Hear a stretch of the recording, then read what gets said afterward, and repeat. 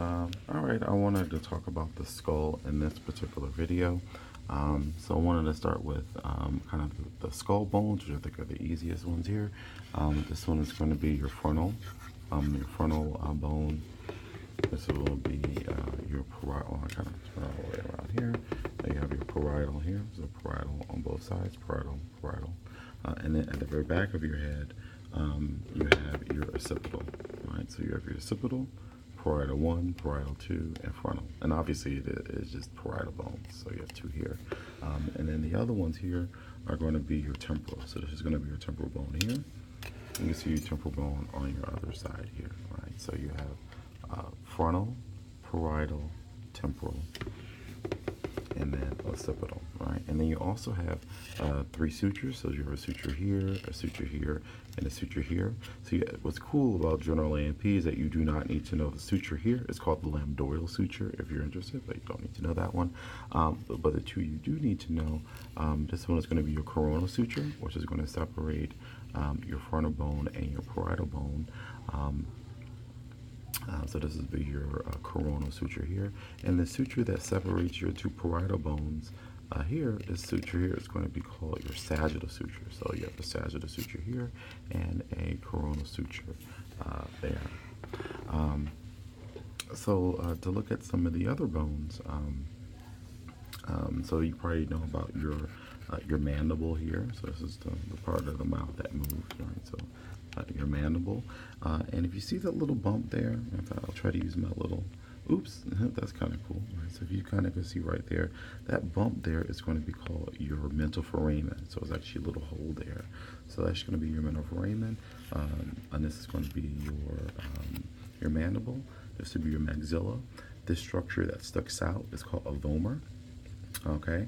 And then what you're going to see here are going to be your middle concha and an inferior concha. So you can't really see the superior from here, right? This bone here is going to be, this is your cheekbone, this is your zygomatic bone, and this bone here is going to be your zygomatic process. And these bones together are going to be your zygomatic arch, right? So zygomatic bone, zygomatic process, and when you combine these 2 together, they're the zygomatic arch. And you may be able to see that hole there. Kind of zoom back out. That's going to be your external auditory meatus or auditory meatus, and so your ear forms over here so that you can hear. Okay, so if we go, kind of keep going, this is going to be your nasal bone, right? So if you wear glasses, it sits on there. So if I put on my glasses, you can kind of see it sits right like that. All right, so this is going to be your nasal bone here, and then if you see this bone right there, that's going to be your lacrimal bone, and then the bone back here is going to be your ethmoid bone, right? So lacrimal bone here, right there, and then ethmoid bone right there.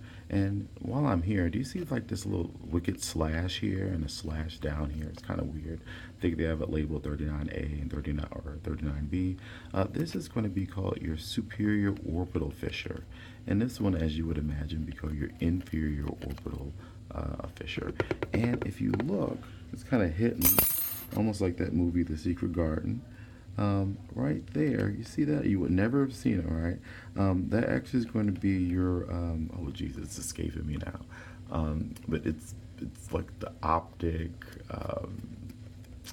canal. I believe it's the optic canal. I'm like killing myself here, but I think it's the optic canal. But your optic nerve goes right through this hole right into your brain there. Okay, let's see here. And I guess we can, do we need to go? I guess we don't need to go over teeth.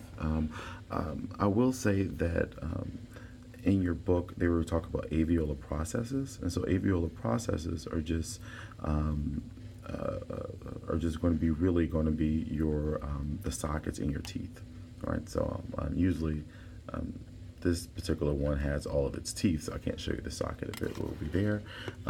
If I were to flip over the skull here, this structure here, so if you remember, this would be just kind of orient yourself here. This is your zygomatic process, your external auditory meatus, which is your ear, and this bump here is called your mastoid. This is called your mastoid bone, and this structure here that's very sharp, that's called your styloid process. All right, so you may have heard of that, but this styloid process. And if you look here, I may have to do another video. Yeah, I'm pretty sure I'll have to do another video, but I will just tell you